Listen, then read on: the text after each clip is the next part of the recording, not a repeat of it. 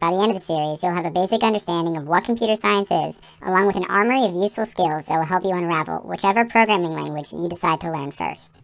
We'll only be covering the major key points that apply to all programming languages, so we'll be shying away from topics such as object-oriented coding and command line navigation, as those are things which are language-specific. Additionally, there will be no software required for you to download in order to follow along with this tutorial, as we won't be writing any code in an IDE to keep things simple and concentrated. This video is meant for those who are interested in computer science and programming, but have no idea where to start and have little to no background information on coding. And so if that sounds like you, then strap in as Sean and I work our way through the wacky world of computer science, starting with the biggest question probably on your mind, which is, what even is programming? Well, the dictionary defines it as the process of preparing an instructional program for a device. But that's a really confusing definition. So, in layman's terms, what exactly does that mean? Essentially, it is attempting to get a computer to complete a specific task without making mistakes. Imagine this, for example. You want your less than intelligent friend to build a Lego set, except he has lost the instructions and can only build based on your commands. Remember though, your friend is far from competent, and so if they are not given very specific instructions on how to build the set, there are many mistakes that they could make. If he thinks like a computer, then if there is even one piece that you have not told him specifically where to place and how to place it, the entire Lego set will be ruined, and he will be left to suffer a complete mental breakdown, causing the whole goal of the project to be corrupted. Giving instructions to your friend is very similar to how programmers code. Instead of a less than intelligent friend, you have a less than intelligent computer. And instead of instructions on how to build a Lego set, we are feeding it information on how to complete a program, like a game or a web application. An important thing to note is that computers are actually very dumb. We built them up to be this super sophisticated piece of technology, when in actuality, a computer's main functionality comes from how we manipulate it to serve our needs. Now, programming isn't as simple as giving your friend instructions, since in a programmer's case, the computer doesn't speak the same language as you. The computer only understands machine code, which is a numerical language known as binary, that is designed so that the computer can quickly read it and carry out its instructions. Every instruction fed to the computer is converted into a string of ones and zeros, and then interpreted by the computer to carry out a task. Going back to the Lego example, this process would be like if he was not only less than intelligent, but to make matters worse, he could not understand English and only speaks in Mandarin Chinese. In order to speak with him, you have to convert the instructions that you understand in English into the language that your friend understands. This process is essentially what you must do for your computer in order to make it understand the instructions that you give it. The big difference between the two examples, however, is that it is very difficult for people to understand machine code in binary. Directly translating what you want the computer to do into machine code is extremely difficult, in fact almost impossible, and would take a very long time to do it if you could. Each program is composed of millions upon millions of those ones and zeros, so how, exactly, are we supposed to translate our instructions into machine code? This is where programming languages come into play. Programming languages are fundamentally a middleman for translating a program into machine code. These languages are much easier for humans to learn than machine code, and thus are very useful for programmers. Going back to our Lego example, a programming language would sort of be like an interpreter that's able to take the instructions you give them in English and translate them into instructions your non-English speaking friend can understand. This makes programming languages extremely useful and the backbone of any good program. Think of programming languages as not English and not machine code, but somewhere in the middle. There are many different programming languages out there that each have their own unique uses. Languages such as Python and Java act as general-purpose languages that can perform a variety of computational tasks, while Robot-C or HTML or CSS are languages designed for more specific purposes, such as moving a robot or constructing a website. Languages can also vary in how powerful they are. For instance, JavaScript is a scripting language that is designed for smaller tasks, while Java or Python can carry out much more computationally taxing processes. We can measure a programming language's power, or level, by how similar it is to machine code, the series of zeros and ones we talked about earlier. Low-level programming languages, such as assembly or C, are closer to binary than a high-level programming language, such as Java or Python. The basic idea is that the lower the level of your programming language, the more your code will resemble what the machine can interpret as instructions. Aside from the different purposes that each language fulfills, choosing a language typically comes down to a matter of preference, as there are usually many languages that can accomplish similar tasks. Try different languages and decide which one's rules, interface, and level of simplification you like best.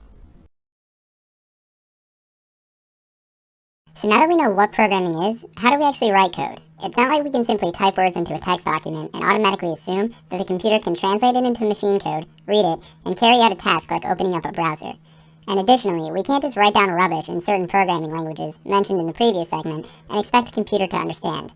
So how are we supposed to write code then? Well, the answer is with an IDE.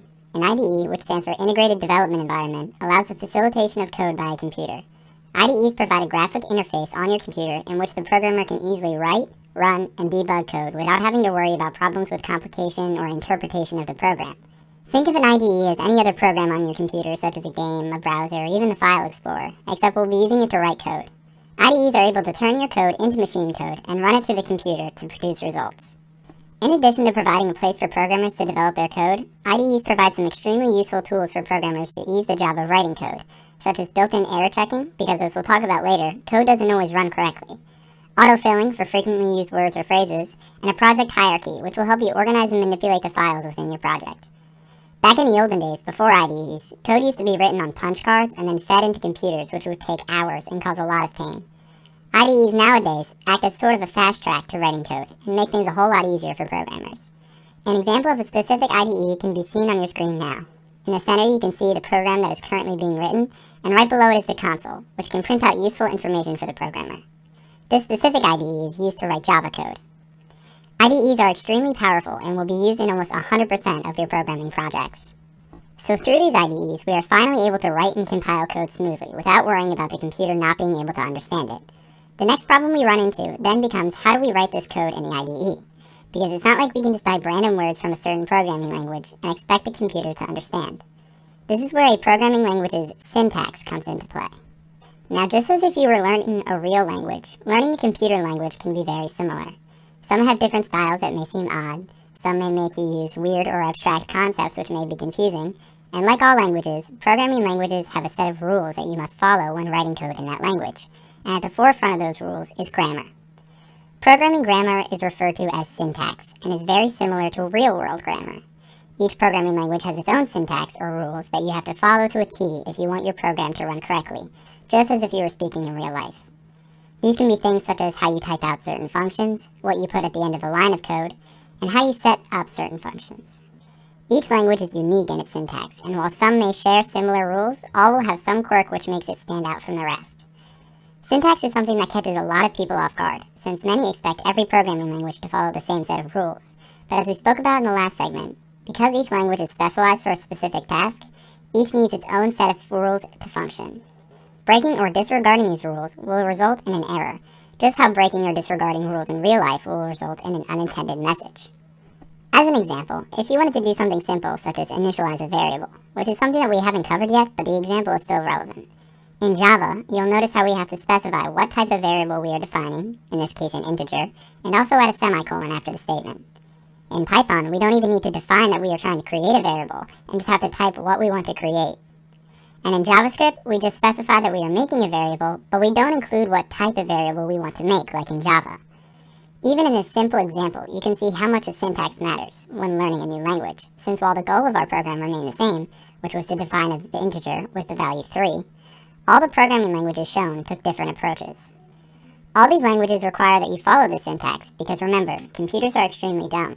If you forget one semicolon or misplace a character, the entire program will not run and send you back a syntax error, which is something we'll talk about later. Think of this as if you forget a comma in a sentence and the entire context of what you're trying to say gets misinterpreted. For example, in the sentence, "Let's eat, Grandma," if you were to forget that comma, while it may seem like a small mistake, it changes the entire context of the sentence, making it sound like you're going to eat your grandma. The same rules follow for programming. If you forget a semicolon, the entire context of your program can be corrupted and misinterpreted by the IDE.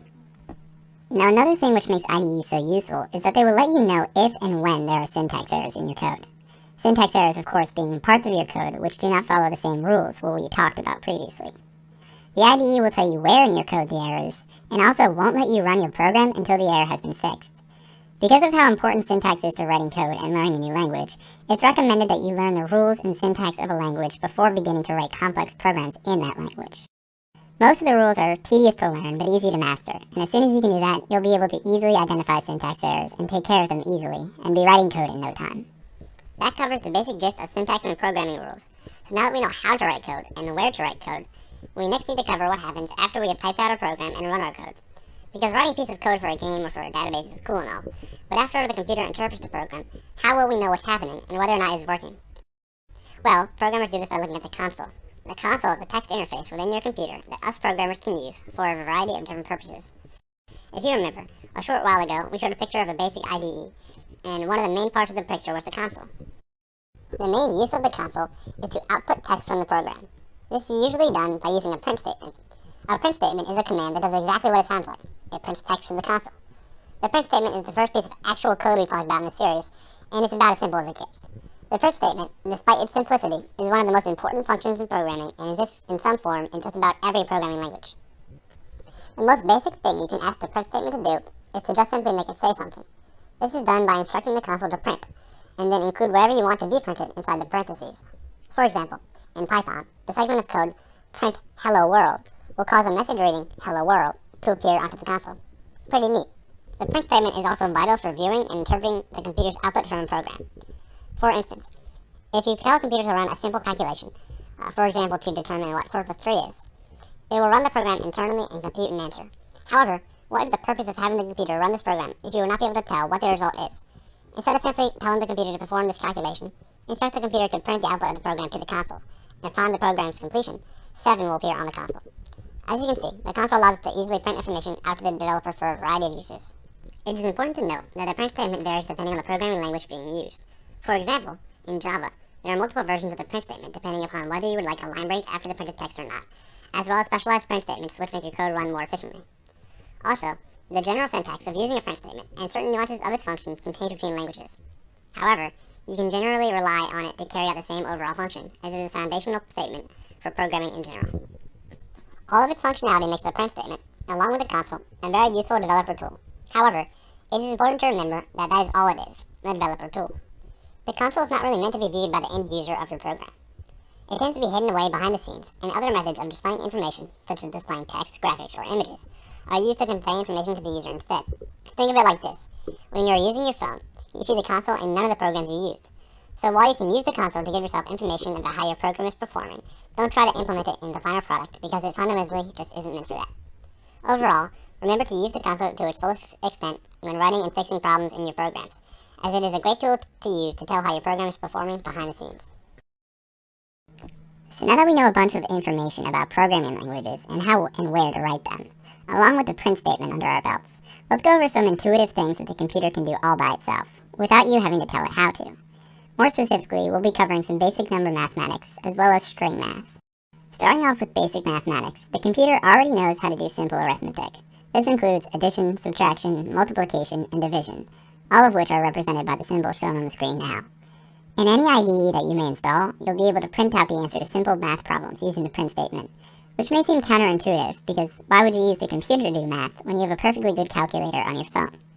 But you have to remember that computers are dumb, and anything we want a computer to do, we have to build up from scratch. Basic arithmetic, while simple, helps out in almost any program you may write.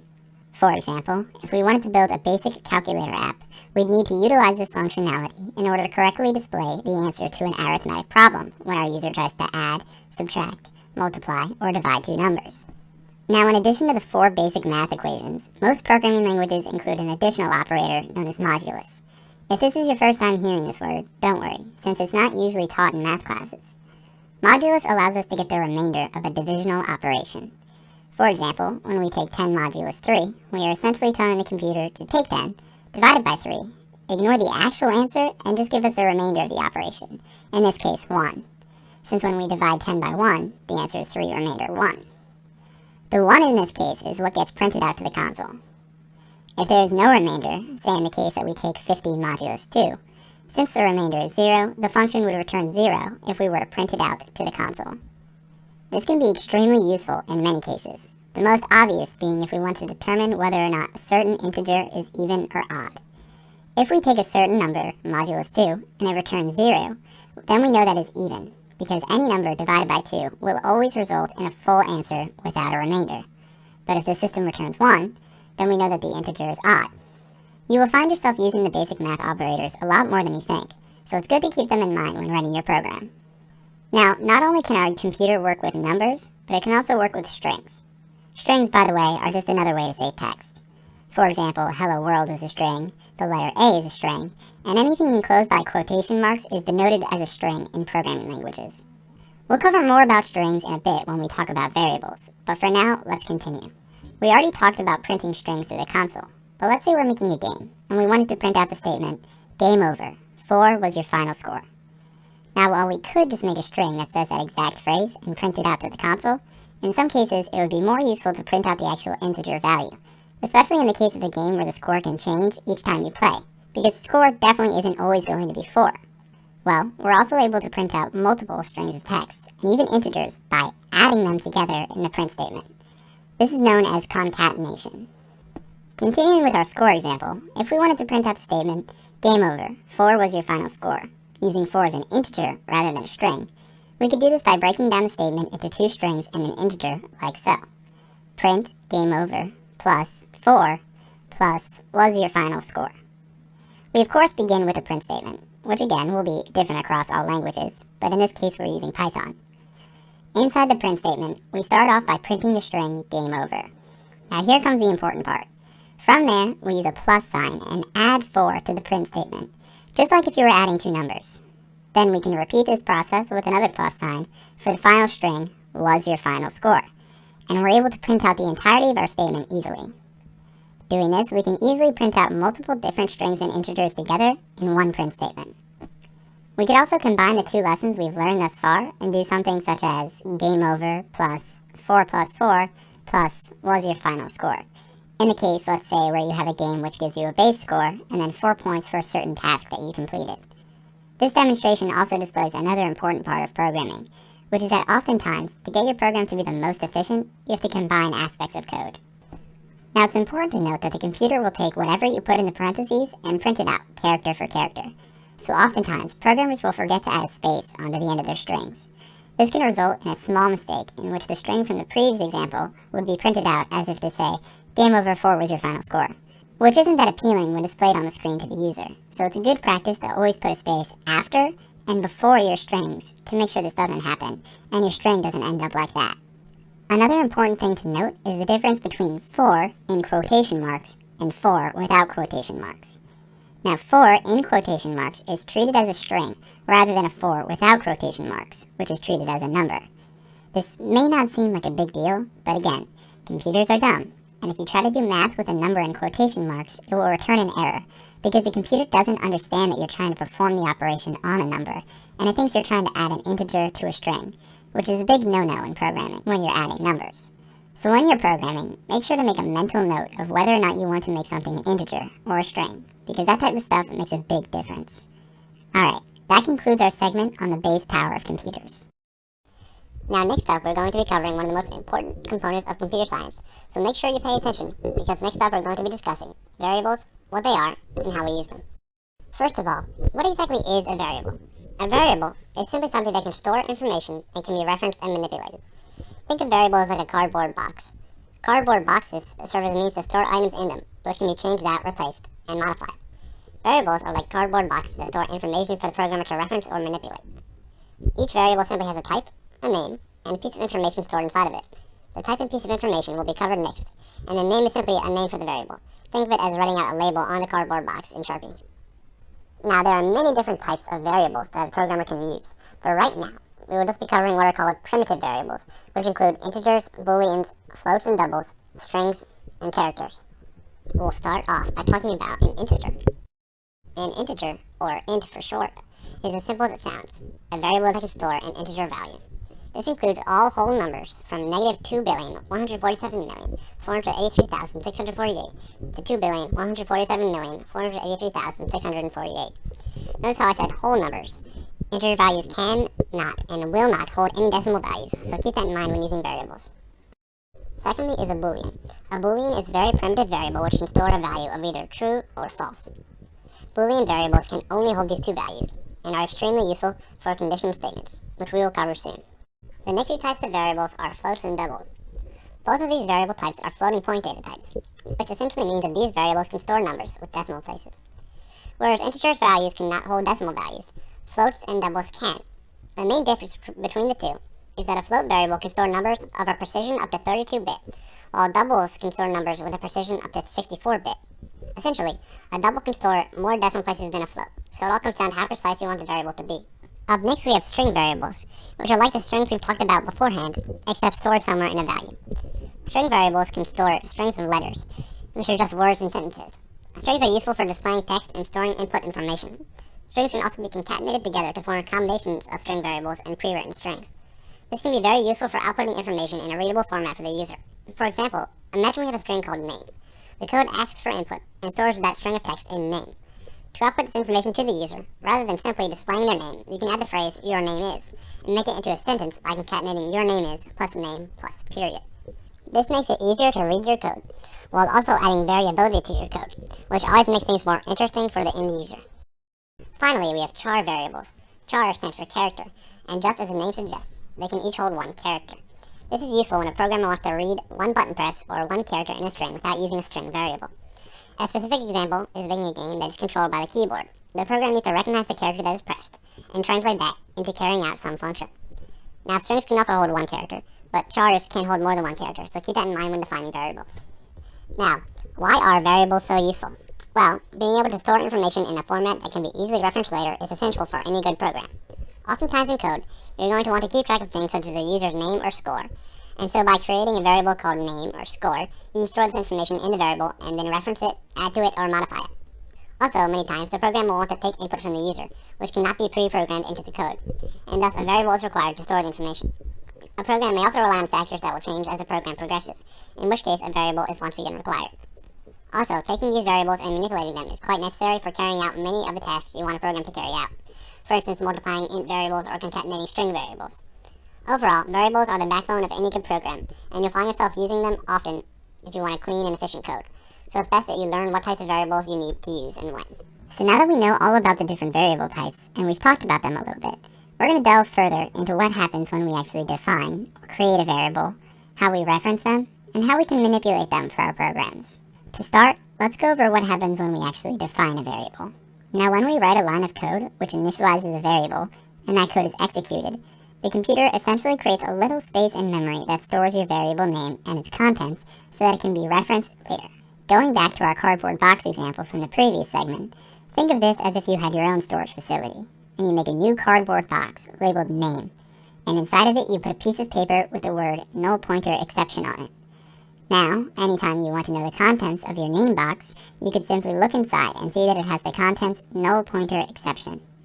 This is what the computer does, except the storage facility is the memory in your computer, the box is a variable, and the contents of the box are whatever the variable is set to be equal to.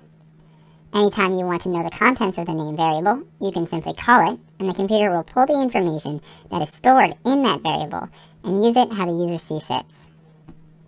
Another thing to note really quickly is that you can actually make a variable without putting information inside of it. This would simply be like if you built up a new cardboard box, gave it a label with a Sharpie, but just didn't put information inside of it. You're simply saving that space in your storage facility for later. This could be maybe because you want to store information in it later down the road, or if you're going to use it to store information given to you by the user, in which case you can't give it information since you don't know what the user will input. Just a note that if you try to reference or point to a variable which does not have any information in it, you'll get what's known as a null pointer exception, which despite being an amazing name for a YouTube channel, is something you generally want to avoid when programming. Now, programming languages allow us to do some pretty cool things with these boxes that we've created. For example, let's say we created a second variable called channel name, and instead of setting it equal to null pointer exception, we instead set it equal to our already created name variable. This doesn't create a space in memory for this new variable, however it simply points to the same location of memory we have already created for the name variable. Going back to our storage facility example, this would be like instead of creating a whole new box labeled channel name and storing a sheet of paper with the word null pointer exception on it, we instead simply added another label below the name box entitled channel name. Now we have two variables which point to the same contents, that being the string null pointer exception. We usually do this to save space in our code for things that we know are going to have the same value. Variables can also be updated throughout your code. For example, let's say you had an age variable, and inside of it was the integer 17. Then, you celebrated a birthday and wanted to update your age. All you would have to do is reference the variable and set it equal to whatever new integer you want the variable to hold, in this case, 18.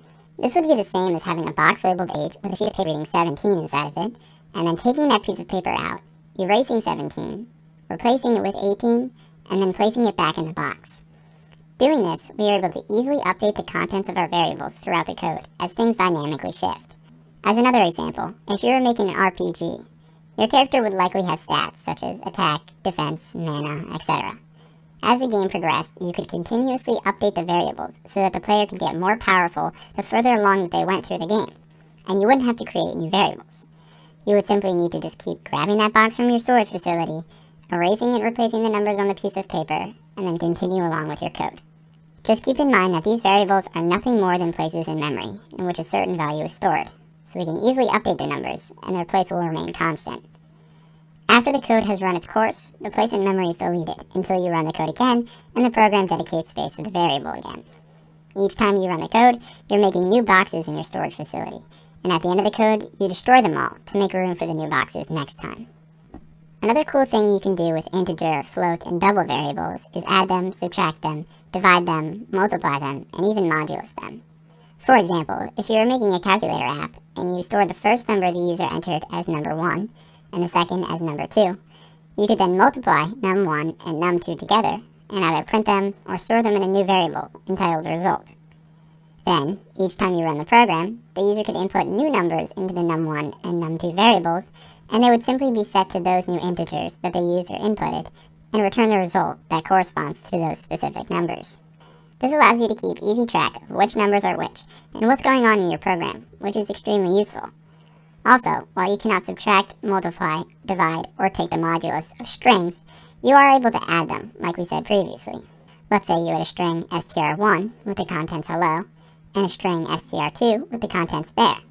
You could add str1 and str2 to create a string that had the contents hello there, either storing it in a third variable or printing it out to the console. The last topic we'll be covering on the topic of variables is the naming conventions of variables, which albeit may seem odd, but it's extremely important when trying to read your code, so we'll be covering it now. Now, variables have to be one continuous string, and so if you wanted to make a variable that stored the player's score, you'd have to find some way to combine the words player and score, since you can't have the phrase player score be the name of a variable. All programmers have their own personal preference when it comes to naming variables, but the one we'll be using in this lecture is called camel case, which is the process of not capitalizing the first word, but capitalizing every word that follows it. Going back to the player score example, using the camel case method, the variable would be called player score. This allows us to easily see and identify each word and becomes really useful for long variable names, like the player score before the final boss.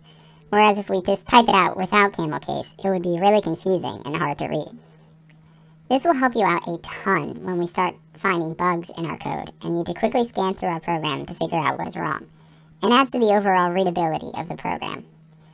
Other programmers might use different naming conventions, like using underscores to separate the words in a phrase, but for now, in this series, we'll be sticking with camel case.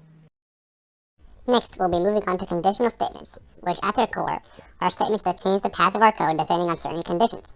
For the sake of keeping things simple, for this section, red lines will connote that our code will not be following the specific path, and green lines will mean that our code is following the path. The main type of conditional statement that programmers use is the if statement, and this will show up countless amounts of times in any program you write. It is as simple as it sounds.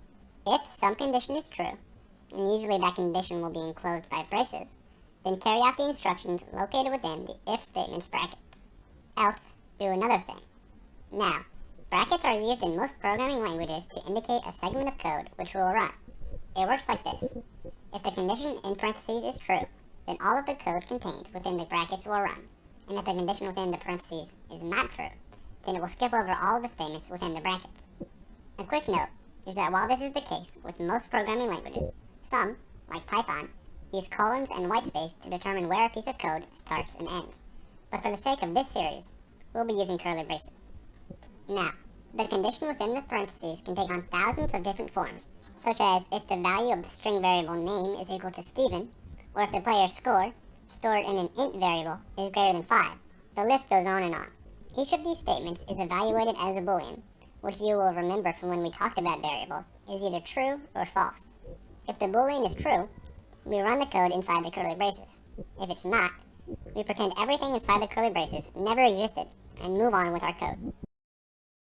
The if statement comes with two more additional statements that can go with it, else if and else. Else if is a conditional statement used directly after an if statement, and carries out mainly the same function as an if statement. However, the else if statement will only be evaluated if the preceding if or the preceding else if statement is bypassed due to its condition being false. So we would run through it like so. If something is true, we would run the code inside of that statement's curly braces. Else, if that something is not true, but another statement inside of the parentheses is true, we would then run that code segment. And if neither of them are true, we would skip both segments of code and move on in our program. This can be a hard concept to wrap your head around, so let's do an example. If we had a program that evaluated the if statement if age is equal to 10, we could then have a statement under that, which stated else if age is equal to 12. Now, if the age variable was 10, which we can see from the example that it is, then the code immediately following that conditional statement in the brackets would run. The else if statement we made will not even be tested, since we know that it is going to be false, and thus the print statement inside of that conditional statement's brackets will be ignored, and the code will move on to the rest of the program.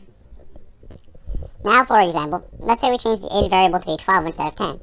Now, instead of the first conditional statement being true, it actually evaluates as false, since age is no longer equal to 10. So what we do now is first skip over the print statement, which prints out that age is 10, since it's not. And then we evaluate the else if statement. We check if age is equal to 12, which again it is. And so now we run all the code inside of that conditional statement, before finally moving on to the rest of our program. So, as a review, we check the initial if statement.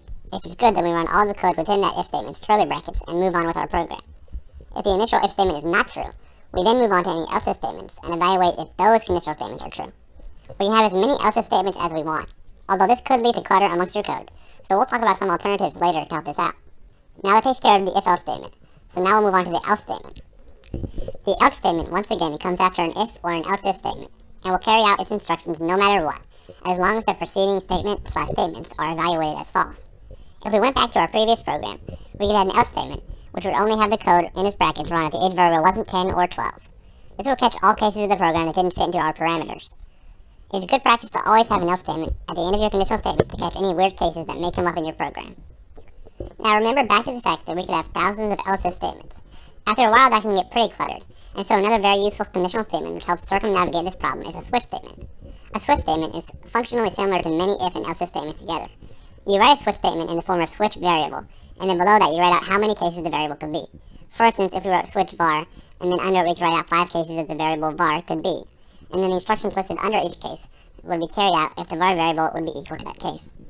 Now, switch statements are different since instead of using brackets, they use a colon to signify the start of a set of instructions and a break statement to end them. This is very useful because you are able to essentially use many if and else if statements without having to write nearly as much. In switch statements, you just always have to remember to include default case at the bottom of the expression to denote any and all cases that don't meet the above requirements. This simply catches all the inputs that don't fit within the program's main cases. It's very similar to an else case at the end of an if-else chain. Now, why are these statements so useful?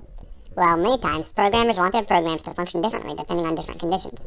For instance, a program could function differently depending on the information that the user inputs, such as allowing a user to use a program or not use a program if they are above or below 18 years old, respectively. Or in, say, a video game, if the user's experience is above a certain threshold, we might want to get them harder opponents to battle. Another example could be a program which changes the color scheme depending on the time of day. Or even more simply, if a user presses a button that is meant to move on to another screen in an app, the programmer would only want that app to change screens if the user clicks that button. A program without conditional statements would do the same thing every time, and would be very primitive compared to one that can change depending on its conditions. So now that we know how to make and use variables, how to compare them, and what we can do with those comparisons, let's move on to another foundational concept of computer science, and that is arrays. Now we've already talked about variables, and how great they are for storing singular bits of information for making our code more simplistic. But one of the biggest drawbacks that comes with variables is their inability to hold more than one piece of differing information.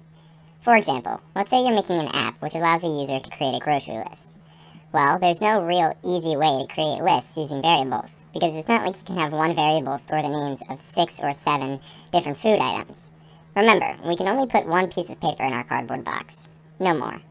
And besides, even if you were able to add multiple items to one string variable, You would still have a lot of trouble doing simple tasks you might want from a list, such as searching through it, splitting it, or even deleting items from the list when you're done with them. This is the problem that using arrays solves for us. An array is, as you may have guessed by now, a list. You can have an array of integers, an array of strings, and even an array of other arrays, which is something we'll cover in a minute. Programmers use arrays when they want to store a lot of variables containing information that is all related to each other, such as a grocery list or a high score list in a game. Think of arrays as a column in Excel or Google Sheets. You have the title at the top, and then below it are a bunch of bits of information which all relate back to the title. Arrays are super useful when programmers want to store a lot of information that can be easily searched through, because programmers have developed methods of breaking down and using arrays to find specific information in arrays full of thousands of different variables. As an example to show just how useful arrays are, let's say you're a startup company that owns an app that has 100,000 users. Every time a user wants to create a new account, they input the username they want, and then your program will have to check to make sure the account name hasn't already been taken. Doing this requires you to search through the information of all 100,000 of your users to see if that username has an account with your service. An array would be able to contain all of this information and make it easy to search through and find out if the account name has already been taken, with little to no delay. Now, the single most important thing to note about arrays is how you reference each element of the array within them. Let's create a basic array called numbers, and inside of it put the digits 1 through 10. Now, when we want to refer to each cell in this array, we would call upon its index. An index is just a fancy way of saying that number's place within the array. Now, you would think that the first integer in this array would be the first index, the second would be the second index, and so on, but that's simply not the case. In computer science, programming languages refer to the first cell as the 0th element in the array. This means that if we were talking about our array of numbers we just made, the number 4 would actually be in the third index, 5 would be in the fourth, and so on. So instead of starting our count from 1, we start from 0. It's extremely weird and confusing, but it's one of those programming quirks you're going to have to memorize and commit to memory. If you were to not follow this nomenclature and refer to the last element in this array as the 10th, you get what is referred to as an array out of bounds error, since you're trying to reference the 10th element, but there is no 10th element. What you're actually trying to do is reference the 9th element. Another extremely important thing to note about arrays has to do with their size. When you initialize an array, you can do it in either one of two ways. You can either populate it with the elements that you want contained in the array right then and there, creating and filling the array at the same time, or you can define how many elements you want the array to hold, essentially the array size, and then populate it with elements later. This is because when we initialize an array, it creates a space in memory that has the size of exactly what you give it, no more and no less. This is great for when we want to access elements in the array, because we can do so instantaneously, because the computer knows exactly where in memory the array is stored. But the one downside is that we can't increase the size of the array later on. All array sizes are final. Think of this like setting up a bookshelf with books. By populating a bookshelf with a certain number of books, and then moving on and filling the next shelf with different books, we have no way to go back and add books to that first shelf without shifting everything over. Once we decide how much space to dedicate for an array in this case, there's no way to add more space. Once again, because this is extremely important to remember, this means that once an array has been defined, there is no way to change the size of it. If you have an array titled names with a size of 8, and you try to add another name to the array, you will receive an error. So be careful when messing around with array sizes. Of course, you can always go back to the start of your code, when you initially make the array, and allocate more space to it, increasing its size, if you find out that you need more space to hold items. But once it's defined, you cannot change its size through conventional methods. Another small thing I want to touch upon really quickly is that when you initialize an array, you must determine which type of array it is right then and there. For example, you have to specifically say it will be an array of strings or integers when defining it. And also, you're not allowed to mix and match, meaning that you can't have an array full of integers with a few strings and some doubles thrown into the mix. They all have to be the same type. Now, the last thing we're going to cover on arrays is a little funky, and that is the practice of putting arrays inside of arrays. If you make an array of arrays, it is referred to as a 2D or two-dimensional array. Think of these as matrices if you have taken an algebra class before. Now, if you haven't, think back to our Google Sheets example, but instead of using columns, we would add rows as well. So now each element in an array wouldn't simply just be a string variable or an integer variable, but an entirely new array with its own set of values and elements. The way we index these is mostly the same, except we would have two numbers to index instead of one. We start with the row and then the column. So a number in the position 0, 2 would be in the first row, 3 columns down. In this case, the name Clint. A number in the position 1, 1 would be 2 rows down and 2 columns across. In this case, the name Chris. You get the idea.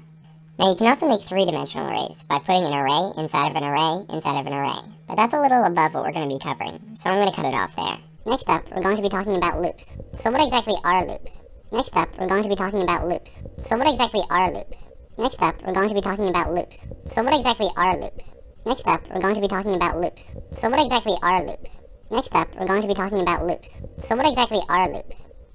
Well, as you could probably tell by that statement right there, a programming loop is a statement that is used to run certain instructions repeatedly, just like how the opening statement of this topic was repeated 5 times. Loops are very useful for a variety of reasons. For instance, imagine you want to print something 15 times. Sure, you could just copy and paste the print statement 15 times, but this is really annoying to have to do. It becomes even more unrealistic when that number goes up to, say, 100 or so. Now, what if instead of rewriting the same instructions over and over again, you could simply place the print statement inside of a loop, and it will occur as many times as you would like. Now, that's the power of loops. With loops, we're able to repeat parts of code multiple times.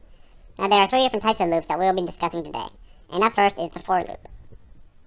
A for loop is very useful for situations like the one described above, where you would like to carry out a certain set of instructions numerous times. The syntax for a for loop varies depending on the language. However, it usually consists of 3 parts: an integer value, a condition which the integer value must meet in order to exit the loop, and an operation to modify the integer value after the instructions inside of the loop are completed. Each time the for loop runs, the operation you set will be performed on the integer, and as long as that integer still meets the condition you set, usually being greater than or less than a constant value, the for loop will continue to run. Eventually, when the integer has been modified by either increasing or decreasing it to the point where it no longer meets the condition, the for loop will terminate and the code will continue to run. For example, let's say our integer value is I and we set it equal to 0. Then we set the conditional statement as I being less than 3. So basically we're saying that as long as I, the variable we just created, is less than 3, continue running the instructions contained within the loop. Finally, we make the operation I++, meaning each time the loop runs, we will increase it by 1. And inside of the loop, let's just put a simple print statement. Now, let's run through the for loop. We start with I equals 0. 0 is less than 3, so we enter the loop and print out hello world. Now that the instructions are done, we add 1 to I, making it 1. Moving on, 1 is again less than 3, so we once again enter the loop and print out hello world. Again, we add 1 to I, making it 2 now.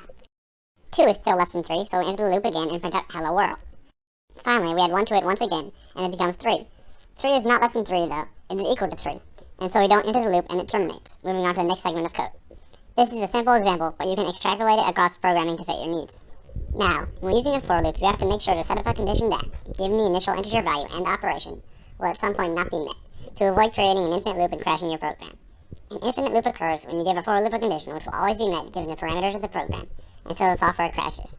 For example, a for loop beginning at 10 and checking if I is ever less than 0, and then adding 1 to I at the end of the loop will never terminate since I will just increase infinitely.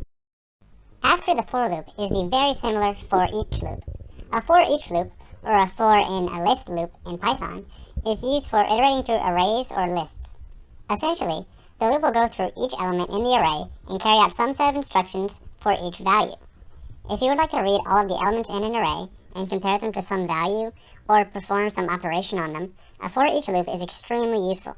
So for example, we could have a for each loop which iterated across an array and simply printed out the value of each array location. Next up, we have the while loop. A while loop will continually carry out its instructions while a conditional statement given to it is true. This can be as long as a certain variable is true, as long as a number is less than another number, or while a value is still equal to another value, for example. While loops are different than for loops in that the loop is not contained within one statement, but stretched out and will continue to run as long as this condition is true. Like a for loop, you could make the condition such that it will eventually return false and exit the loop. However, while loops will not crash your computer should you create an infinite loop. In fact, it is very common for while loops to run infinitely, as, for certain programs, you would like the program to continually be iterated through instead of running once, all the way through until you exit out of the program. When programming a game, for instance, a while loop would be used to iterate through your code, continually refreshing the screen as the game runs. From there, you could perform operations on the screen to make the game playable. Creating an infinite while loop could be done by simply using the syntax while true, as the condition true will always be evaluated as true. Finally, I'd quickly like to cover the extension of a while loop, the do while loop. Do while loops are very similar to while loops, except they will carry out their instructions at least once, even if the condition is false, and then will carry on like a basic while loop.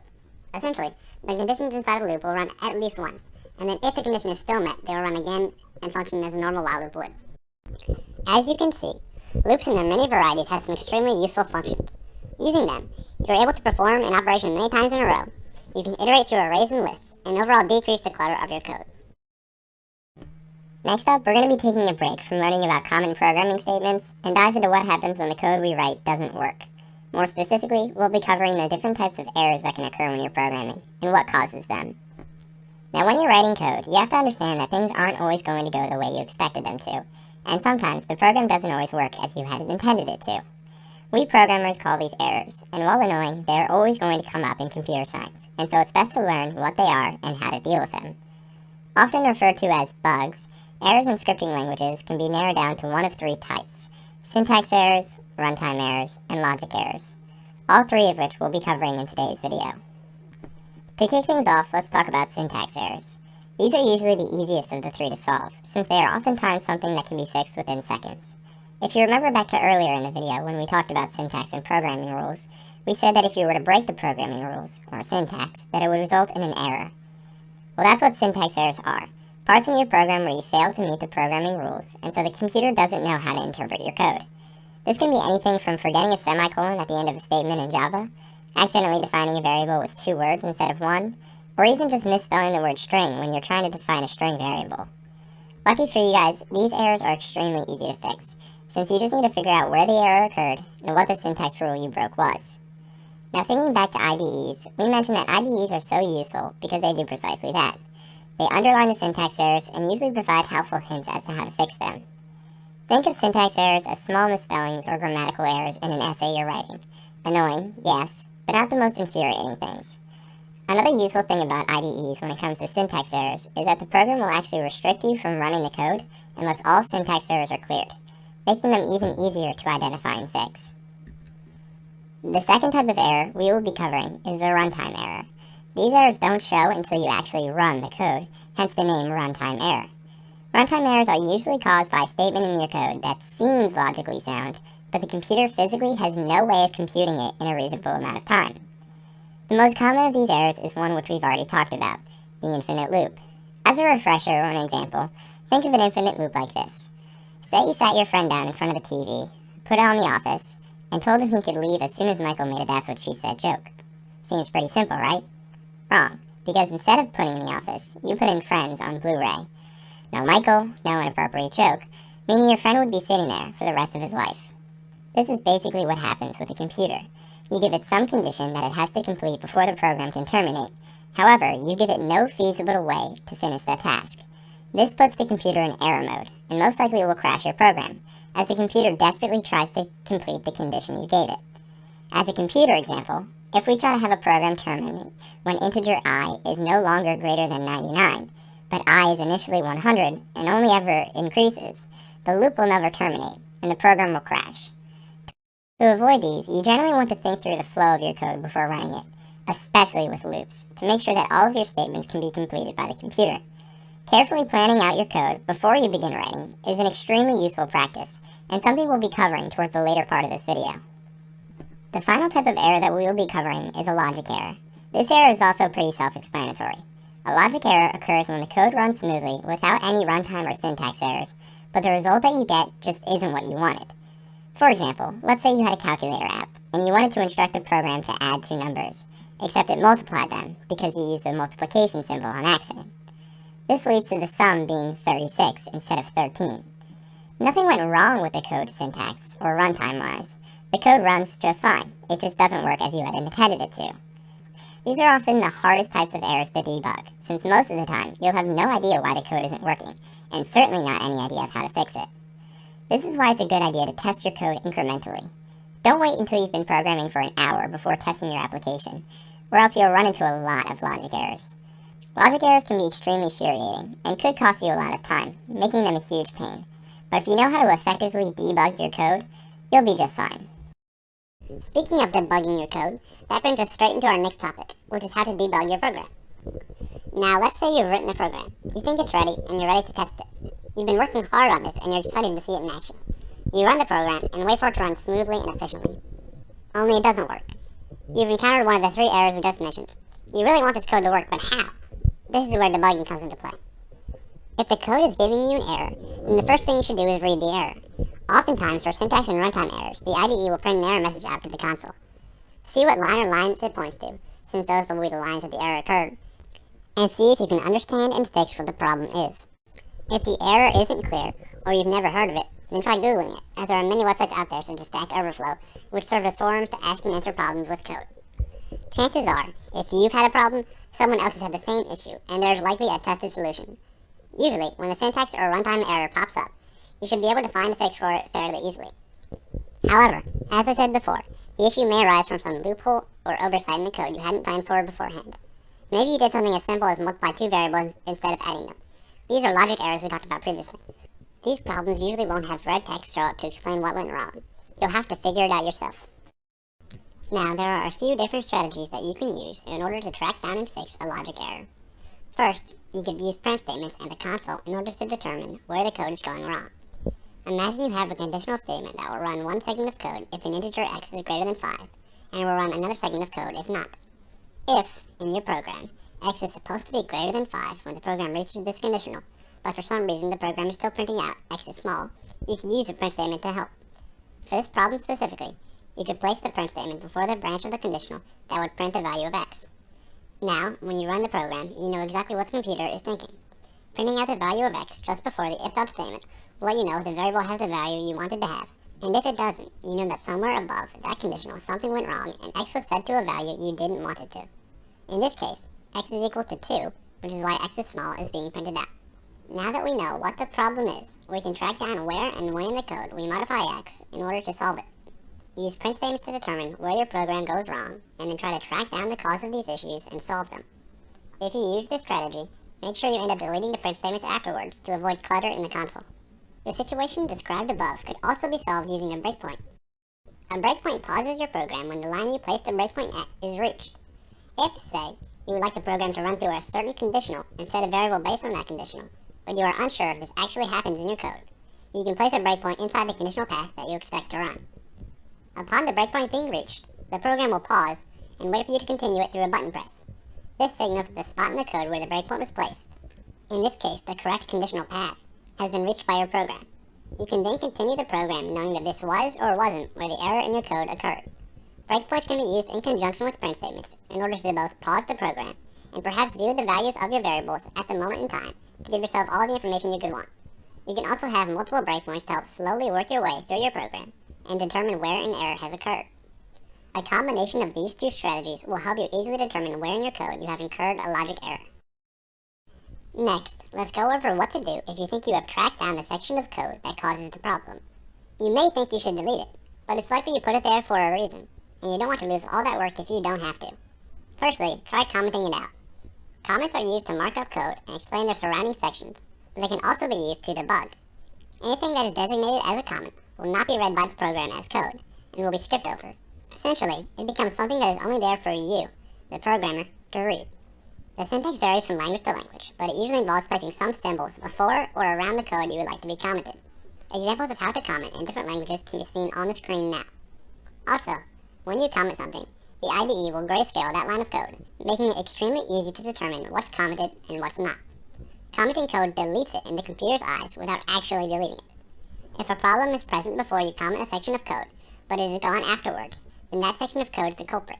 If you comment part of the code out and there are still issues, then move on to another section until you find the culprit. Once you do, you can tweak it until it works as intended, or delete it entirely, and you'll have a fully functioning program once again. Now that we've talked about what to do if you've encountered an error, and a strategy on how to find and fix it, I'd like to talk about some strategies you can use to avoid errors in the first place. Firstly, back up your code frequently. In the event of the code completely bugging out and you being unable to fix it, you will want the ability to revert to a previous version where the code was still working. If you save frequently enough, then you will probably not lose too much work. Version managers like GitHub or Subversion can help with this, as they back up code to an online cloud service in which you can easily pull previous versions of the program from at any point. Also, on top of saving, run your program frequently to ensure that the current version works as intended. This accomplishes two things. First of all, it prevents you from saving a backup that doesn't work. Secondly, if you encounter a problem, it will be easier to find if you have only made a small number of changes since the last time you ran it and it worked, and thus you will only have to look through the new code for problems. If you've spent 5 hours coding and hadn't run it during that time period, it's going to be likely that at some point during that 5-hour code sesh you messed up, and it's going to be even harder to figure out where you went wrong. Errors, while annoying and extremely frustrating, are a fundamental part of making you a better programmer. Alright, now that we've covered errors for a bit, let's hop back on the programming statement train and talk about one of the most important concepts in computer science, the function. Now you may not know it, but we've actually been talking about a few functions this entire series. Print statements, for loops, and even the basic math operations we've talked about are all examples of functions, which of course begs the question of what actually defines a function. Well, a function is a segment of code that can be easily run by calling the function name, and depending on the type of function, will do something in return. Functions can be called numerous times and in numerous places in your code. Essentially, they are like wrapping up a segment of code into a nice present and giving it a name, which, when called, will unwrap the present and go through the code that you'd wrapped up. For example, the print statements we've been using in this series allow us to print something to the console anytime we want. Those are functions. You see, we just call the print function and enter in what we want to be printed to the console into the parentheses, and the computer does it for us. Behind the scenes, there's actually even more complex code that is in charge of taking your text and translating it to the console to be printed. The developers of almost all programming languages realize that you don't want to program something that manually has to print something to the console through the use of complex programming, and so they implemented the print statement to reduce the stress and complexity of code on the user, abstracting it to the single line of code that is print. All of that code that is used to print something to the console is wrapped up like a present and given to us in the form of one line. This is actually the main theme of all functions and the backbone of any good program. Oftentimes in your program, there are going to be sections of code which are repeated and serve the same purpose, or equations which you want to allow differing inputs of. And so you can use functions in order to condense these down into singular lines of code to save both time and reduce clutter on your code. As you will see soon, functions are extremely powerful and will definitely be something you utilize all the time in your computer science journey. The print statement is just one example of functions in everyday code. There are thousands of functions that are available to you through the IDEs. However, because we won't always use all the functions that are available to you in a single program, you have to import these functions from packages found in the IDE, which is something that we'll be covering later on. Now there are four main types of functions in most programming languages, and they are separated by two defining features, whether or not they take in arguments and whether or not they return values. Let's start by separating them by whether or not they take arguments, but first we have to cover what arguments actually are. Arguments are essentially variables that we pass into the function in order to be manipulated and then either returned back to us, printed to the console, or used in another operation. Think of functions with arguments like this. If you walked up to your local Five Guys and told them that you wanted to get food without supplying a type of food, they would probably look at you confused. In order to get the food that you want, you need to tell them exactly what you want to order so that they can give it to you. In this case, getting food is the function, and what you order in terms of food is being passed in as the argument. Based on what you tell them, or the argument that you pass into the getFood function, they will do something different. You should also note that the argument can be many different things. It could be fries, burgers, sodas, really anything on the menu, and such is the case with arguments in programming. Arguments can be strings, integers, arrays, pretty much anything. As an example of a function that takes in arguments, let's look at the max function, which takes in two integers as arguments and returns the maximum number between the two. Now for this function, if you don't input two numbers or variables for it to compare, it's going to throw you an error, just like the Five Guys employee. He doesn't know what you want to eat since you didn't provide him with any arguments, and the computer doesn't know which two numbers you wanted to compare and return since you didn't provide it with two integers. Arguments are a way for programmers to have one function that can do many different things depending on whichever variables can be passed through. Arguments add variability to programming and can help diversify your code. Think of it like this. A restaurant that only allows one type of food to be made, regardless of what you order, isn't going to be very useful or diversified. But if we're able to pass in arguments and tell them what food we want, our experience can be heightened and more options can become available to us, which is exactly what happens when you start using arguments in your function. Now that we've talked about functions that take in arguments, let's move on to functions which do not, because functions can also be created and used without taking arguments in, and still be incredibly useful to the programmer. For example, let's say you are making a text-based RPG game, and one of the options you give your player is the ability to view their stats at various points throughout the game. Now every time you come upon this option, and they choose the View Stats button, you don't have to type out 6 different print statements for every statistic they may have. Your code would get cluttered and messy very quickly. Instead, what you could do is you could package the 6 different print statements in a simple function called print_stats. You don't need to pass in any arguments into the function, since the function will do the same thing no matter what the statistics on the player are. Now, every time the user wants to view their stats, you could simply call the print_stats function, and voila, the user stats are printed for them to view. This allows you to save a lot of time writing code, but also a lot of space, which is extremely important when your programs begin getting into hundreds and thousands of lines of code and you want to easily search through it to maybe debug. Okay, now that we've separated functions into those that take arguments and those that do not, let's again split these up into those that return values and those that do not. Now the thing you have to understand is that when you're making your own functions, which is something that we'll be covering very soon, you have to choose what your function will return, if anything at all. Functions are able to return values back to the user, whether they be in the form of string variables, integer variables, or even arrays. Now the thing to note about returning variables is that calling the function alone won't do anything. You have to return the value into something, or print it out. As an example, the max function we talked about previously would return an integer back to the user, but in order to do something with it, we would have to either set a new integer variable equal to the result of that max function, or we can print out the result of the function, which in this case would just print out the maximum value between the two integers. Using functions which return values don't do much on their own. You have to pair it with something in order to gain the use from it. Let's do another example. Let's say you had created a function which took in 2 string variables as arguments and combined that using that fancy string math we talked about earlier, and then returned them as a singular string.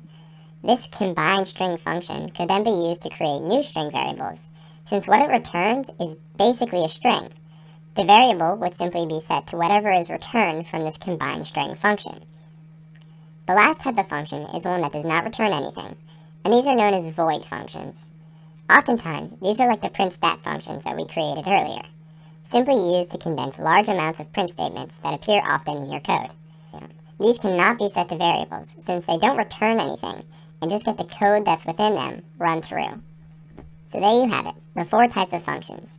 Ones that take in arguments and return something, ones that take in arguments and don't return something, ones that don't take in arguments but still return values, and ones that take in arguments and don't return anything. Each of these 4 types of functions are useful and unique in their own way, and you will probably find yourself using each of them through your programming journey. So get used to the different types of functions, and know how to make the most of them, as they are all extremely powerful. Finally, I'd like to talk about one of the major benefits of functions, which is that it makes it super useful to make large changes to your code without having to go through the entire program. Each function call is essentially just a copy of that function's original code, and so it's very easy to make changes to that initial function and have it translate across your entire code. Let's go back to our print_stats function and say that you wanted to go back and add in a new statistic that the player could level up and through experience in the game. Without functions, you would have to go back into your code and find every instance that you had printed out the user's stats and create another print statement to display the new statistic. However, if you had created a print_stats function like we did just a while ago, all you would need to do is find out where you define that function and add in a print statement which displays the new statistic, and you're done. Now, every place which you had previously called the print_stats function will now also print the new statistic as well. You can see just how powerful functions can be if used properly, and we haven't even scratched the surface yet. Now, up next we're going to cover how we can import other people's functions that they've written and use them in our code. Now before we get technical, close your eyes and imagine you are trying to build a house. Sure, you could grow your own trees, chop down your own wood, make your own tools and nails, and build it from scratch. But why do that, when you can simply go to your local Home Depot and buy these materials that others have already made ready for you? That's the main idea behind importing functions into your code. Importing functions allows you to gain access to libraries of functions that other people have already made for you. This is just as useful as it sounds. There are so many functions that are super useful for any given program that it would take you forever to try them all yourself. Luckily, other people have already done most of this for you.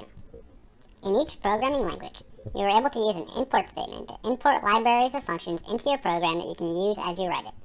A library is simply a collection of functions that all have the same theme. It may be a math library, a data analysis library, a library which translates text, or anything you can think of, really. There's such a variety of libraries for any given language that most functions you require that are not hyper-specific to your program can likely be found in some library. In fact, a good portion of any programmer's job is looking online for packages which can make his or her job easier, instead of handwriting functions. Now I can hear you saying, wow, that's sick! How do I do it? Well, it's quite simple.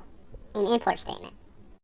In most languages, an import statement consists of three parts: the library you would like to import from, the package you would like to import from that library, and then which class from that package you would like to use. For example, we could load up the Java library, and from there import the util package, short for utilities, and then from that utilities package, import the scanner class, a class which allows us to read information from the user. A package is simply a smaller set of functions and methods to help differentiate between the thousands of methods contained in a library, and a class is even more specialized than that. Now, if you don't know what specific classes you're going to want to pull methods from, you can use a star to import all classes within the package you like. However, it can be beneficial to be more specific and only import the classes you would like, as it helps with the efficiency of the program in the long run. For instance, in Python, the syntax to import a library is import followed by the library name.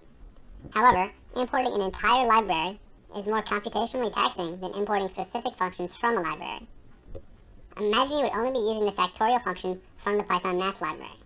It would be a waste of computing power to import the entire library, and it would increase the load time for your program. For smaller programs, this isn't a big deal, but it really starts to add up when dealing with larger projects. Therefore, you would instead use from math import factorial, or the Java equivalent import java.math.factorial, and now have access to that one math command only. This limits the functions that you can use, however it saves programming runtime. If you decide you want to use another function that you hadn't planned for, you can always go back and import that too. Many times, if you try to use a function from a common package and you have not yet imported it, the IDE will prompt you to do so. If you're trying to figure out which libraries you want to import, think of the functions you're going to need in your program. Perform a simple Google search, and you will probably run into a package or library that already exists in your IDE that you can use.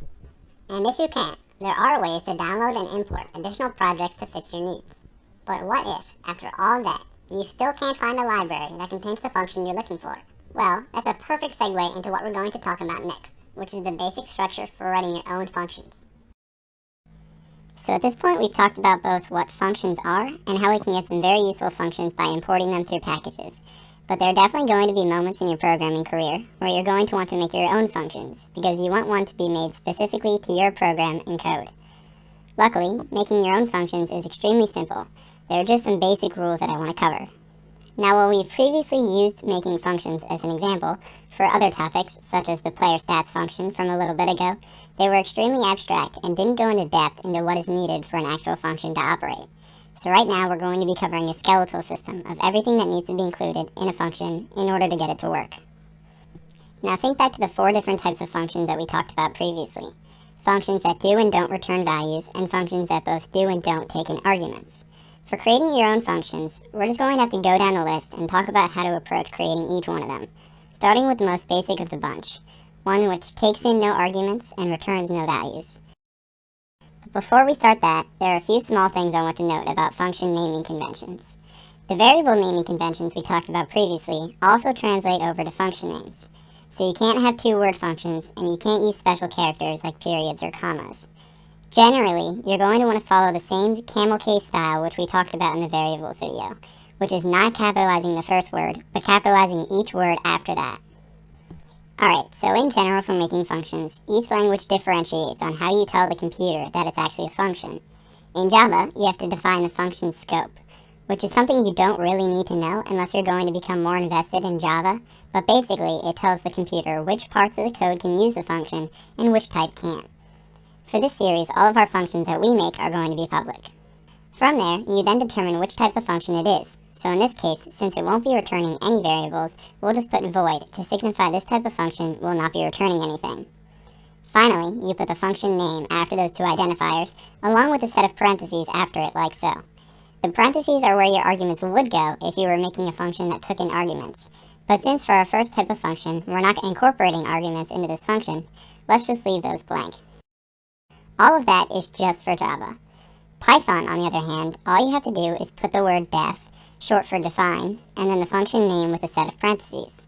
So as you can see, each language is going to be a little bit different in how you make functions, but the main thing we want to remember is to always add parentheses.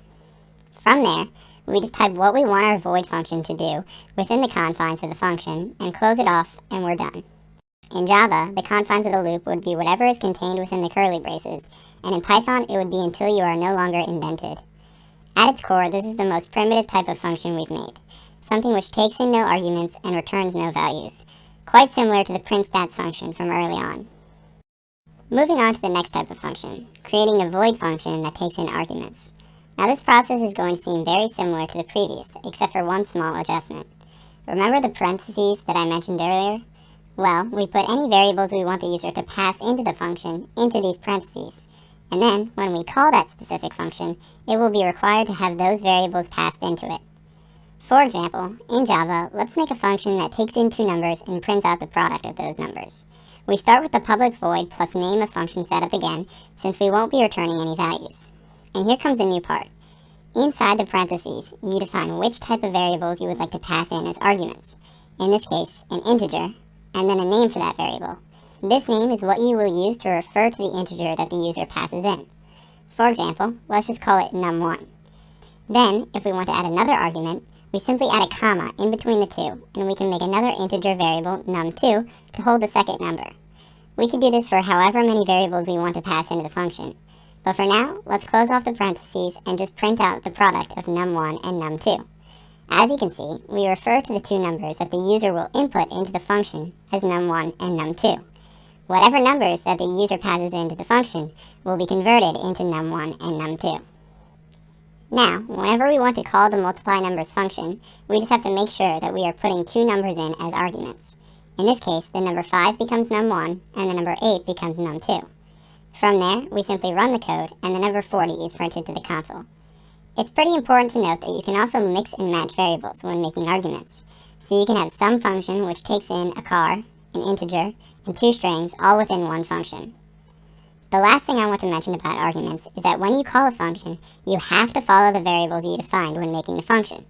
So for our multiply numbers function, you couldn't put in a string and then an int. It has to be two integers, because that's what the computer is expecting to be passed into the function. So now that we've gone over how to make functions that don't return variables, we have to cover those that do. And we'll start with ones that don't take in arguments. Now the main difference between defining functions that return variables and defining ones that do not is that in some cases, you have to specify that you want this function to return an integer variable. This is most common in Java, where you would replace void with int to tell the computer that you want this function to give you something back to you in the form of an integer. This works the same as if you wanted to return a string, char, or even an array. You simply replace the word after public with whatever variable you want to be returned by that function. The most important thing to remember about making functions that return variables is that no matter what path your code takes, it must return a variable, no matter what. What does this mean? Well, let's say you had some string function in a game, and inside of it there was an if statement, where if the player's score was above 10, you returned a congratulatory message.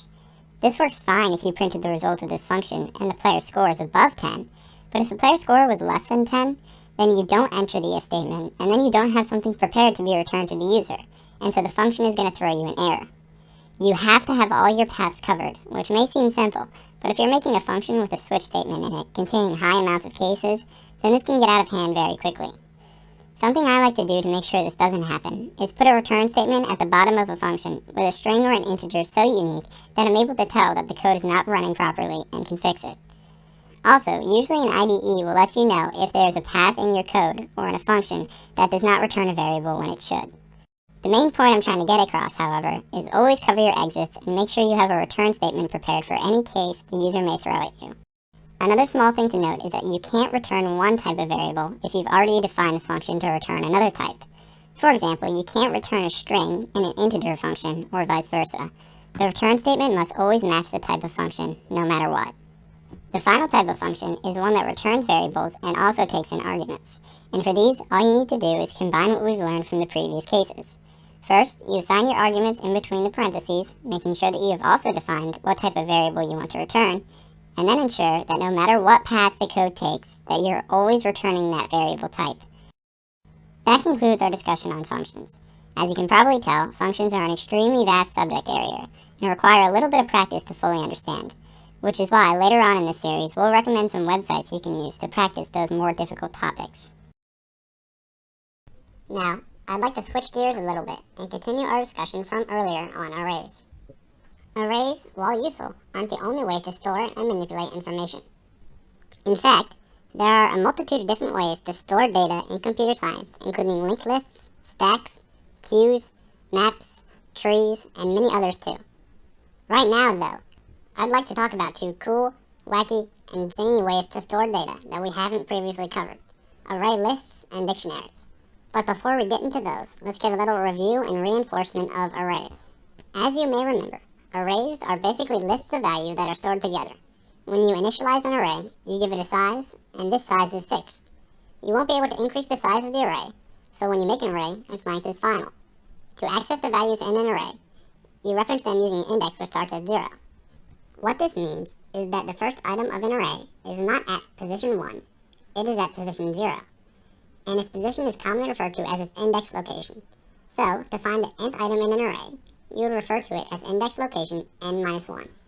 However, as the size of an array is fixed, you have to be careful to not reference a position that is beyond the total size of the array, or to append too many items to it, as this will return an error. We also have what are known as two-dimensional arrays, which is an array containing an array at each of its indexes. Or you could have an array containing arrays, containing arrays, containing arrays, containing arrays, depending on what you're trying to do. Multi-dimensional arrays can be useful in more advanced programs for organizing a wide volume of related values. If that's confusing at all, skip back to earlier for our full discussion on arrays. The timestamp will be in the description. Now that we've reviewed arrays, let's go over array lists. Array lists, or just lists in Python, can be thought of as a growing array. Earlier, we mentioned how you have to be careful to set an appropriate size of your array and to make sure that you only reference and append values, such that you remain within the size. However, with array lists, this isn't a problem. After you initialize an array list, it instinctively has a size of 10. But if you append values, such that the size of the array list goes beyond 10 elements, an array list will grow itself, meaning that the computer will allocate more memory to the array to increase its total size, so that the new values can be appended. This is quite useful when you don't know the exact number of values that the array will need to store, or you want the ability to store more values to your heart's content, such as when you're making a database with an unknown amount of users that will sign up. There is a lot more to uncover when regarding array lists, but for this surface level series, that is all you pretty much need to know. So let's move on to dictionaries. Now when we're talking about dictionaries, we're not referencing that thick book you probably have lying around your house, which has thousands of definitions. In computer science, dictionaries are like arrays in that they store multiple values. However, their values are stored very differently. Rather than being referenced by their linear position within the dictionary, each value is tied to another value that is used to reference it, or its key. Because of this, we need to throw away all conceptions of dictionaries as a linear way of looking at data, since in actuality, it is much more fluid and interchanging. Basically, we say that each position in a dictionary holds a key-value pair. When referencing a value in a dictionary, you would use its unique key, and the dictionary will tell you the value that it is tied to. Think of it like this. Each time you add an item to your dictionary, your computer creates a handcrafted box to store the data, and also custom makes a jewel key, one of a kind, no other like it in the world. This way, there is only one key that goes to the box that stores a certain bit of information.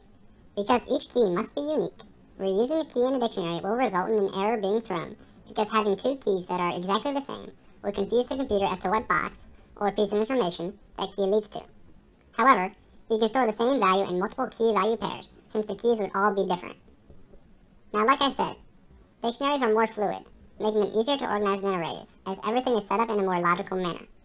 That is to say, it is easier to find the value you are looking for when you're using keys rather than simply referencing their positions. Let me explain what I mean. Imagine you have a dictionary of prices at a store where the key is the name of the product and the value is the price of the item. Maybe apples cost $1, milk costs $2, and bread costs $3.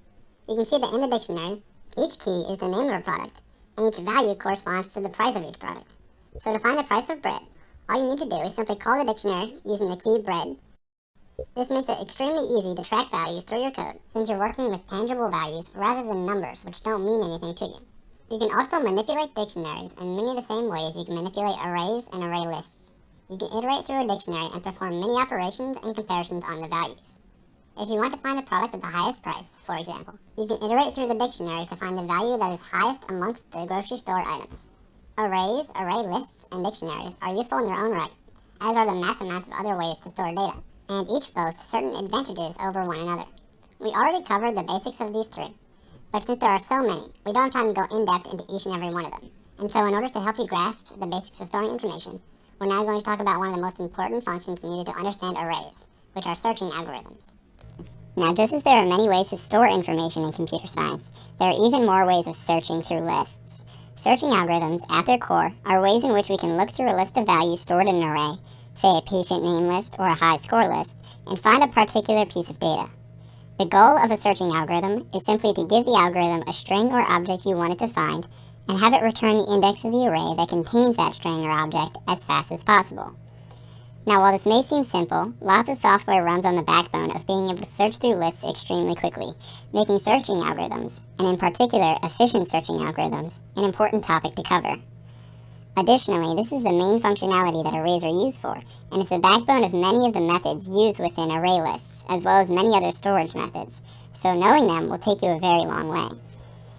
Typically, searching algorithms are used to return the index of a particular data point so that it can be used, modified, updated, or checked on. For example, if you're about to check into a hospital run on an array system for patients, the staff must search through your name into the database, and by returning the index of where your name is, they now have a quantifiable number that they can use to easily check you in, rent out prescriptions, schedule you for checkups, update your personal information, etc., without having to search through the list for your name every single time. You may think that there's little difference between searching algorithms, since computers nowadays can perform millions of calculations per second. But when you're a huge multi-billion-dollar corporation trying to find a certain data point in a list containing thousands or even millions of data points, small differences in efficiency are going to make or break the user experience. Even a 1% improvement in efficiency can mean big differences in the amount of time that a user is waiting for a simple task. Now, before we jump into different types of searching algorithms, we must discern between the two states that arrays or lists can be in, either sorted or unsorted. A sorted list of information is characterized by some sort of rankable value, whether that be a patient ID, credit card number, or even by alphabetical values like usernames or legal names. An unsorted list is just some random assortment of related information not sorted by any particular order or reason. Some searching algorithms only work for sorted lists, usually the more efficient ones, and some work for both sorted and unsorted lists. Although these are usually less efficient, if you end up pursuing computer science further, you'll have to deal with both sorted and unsorted lists, so it's good to know a common searching practice for both. Another thing to note is that we would determine the efficiency of searching algorithms based on both the worst case scenario and the average number of items it must search in order to find the index. We call this big O notation, in which each searching algorithm has an equation which takes in the size of the array as an integer n, and will output a worst-case scenario efficiency value that we can use to compare with other searching algorithms. We can then also look at how long, on average, it takes to find an element in a list. Using these two methods allows us to easily compare how efficient two algorithms are. Alright, now that we've got some background on searching algorithms, let's hop right into it. The first type of search we'll be talking about is called a linear search, and you've honestly probably used this multiple times throughout your life. Every time you have to search for your name on a list of people, you probably follow the same pattern. You start at the top, check to see if the first name on the list is yours. If it is, great. If not, you move on to the next name on the list until either you find your name or you don't, in which case you leave. A linear search works in the same way. You start with the first element in the list, compare it to the value that you're trying to find, and if they're the same, you found your match and you return the index of that element. And if not, you move on to the next element in the list until you either find the thing you're searching for or you run out of lists to check. Pretty simple, right? This is because linear searches are pretty bad when it comes to efficiency, especially in the worst case scenario. If the item you're searching for in the list is the last element, you're going to have to check the entire list of items before you find the one you're searching for. On average, however, you're going to get it about halfway through the list. This makes the linear search O of n, worst case scenario, since in the worst possible case it will take the entire length of the array, or n, to find the correct value. The linear search on average will return the correct index in O of n divided by 2, or halfway through the list. Now, while the linear search isn't great, it can work with both sorted and unsorted lists, because of the fact that it will eventually cover every element in the list. The other search we're going to cover requires the list to be sorted, which may seem like a drawback, but having a sorted list allows you to use algorithms that are far more efficient than the linear search. So overall, the linear search is a good basic searching algorithm for if you have an unsorted list, but if your list is sorted, there are way more efficient options out there for you, such as the binary search, which we'll be talking about now. The binary search uses a recursive process to break the data in your list down into more and more manageable bytes, taking advantage of the fact that it's sorted in order to find the item you're looking for faster. This one is much harder to wrap your head around, so let's start with an example. Let's say you have a list of 10 names sorted alphabetically, like shown on the screen now, and you wanted to find your name within that list. In binary search, you would look for the middlemost name, in this case the one at the 4th index. Just a quick aside, since there's no true middle, since the list is 10 names long, the computer automatically uses the next one down as the middle value. Now, once you find your middle value, you first check to see if the name you're searching for at the index you've chosen is the name that you're looking for. If it is, you simply return that index. But 99% of the time, it's not going to be, including right now, so let's keep going. If the value at the middle name is not equal to the one you're searching for, you check to see if the value you're searching for comes before or after the middle index. For example, if you were looking for the name Brendan, and the value at the middle index was Carl, Brendan obviously comes before Carl alphabetically. And since we know that the list is sorted, what we can now do is ignore the entire bottom half of the list and just focus on the top, since we know that if Brendan is even in the list, it's going to be in that top half. Now, we simply treat the top half of the list as an entirely new entity and repeat the process over again. Again, we would find the middlemost element of this new list of names and again compare it to the name you're trying to find.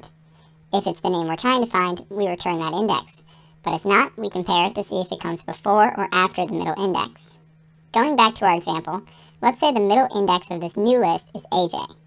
Now we know that Brendan comes after AJ alphabetically, so what we can now do is ignore the top half of the list, since we know that if Brendan is in the list, it's not going to be in the top half of our list. Now, we again repeat this process again and again until we find the name we are looking for. So for our example, the middle index this time is Brendan, and that's what we're searching for, so finally we would return the index 2. In binary search, eventually the index we were compared to our search term will be the same, and once it is, we can return the index and move on. Now if we don't find it, which happens after we have eliminated the entirety of the list without finding our search term, the algorithm will simply return a null value to let you know that the item you're searching for cannot be found in the list. The binary search is way faster and more efficient than the linear search, since we are drastically cutting down the amount of elements we have to look at, making the program run faster. In almost 99.9% of cases in which your list is sorted, the binary search is going to return a result faster than the linear search. So, if you have a sorted list, your best option is to go for binary. As for efficiency, the binary search is O log n for the worst case scenario, which could be confusing if you don't fully understand logarithms, but all you need to know is that it is way more efficient than the linear search. Its average scenario is actually also O log n as well, which again is infinitely times more efficient than the linear cases. Now while there are other types of searching algorithms you can use, these two are the most common for both unsorted and sorted lists, so we will stop there for now. Up next, we're going to be covering one of the most confusing and important topics in computer science, recursion. Let's start with the most important question. What exactly does recursion mean? In programming, recursion refers to functions that repeatedly call themselves, meaning that in the instructions that occur within a function, one of the instructions will be a call to that same function you're already in.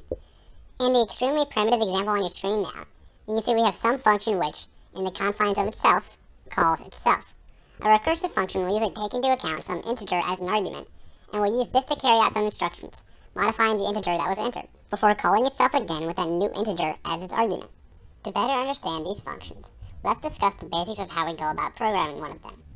A really good and easy example of a recursive function is one which sums up all numbers from 1 to n.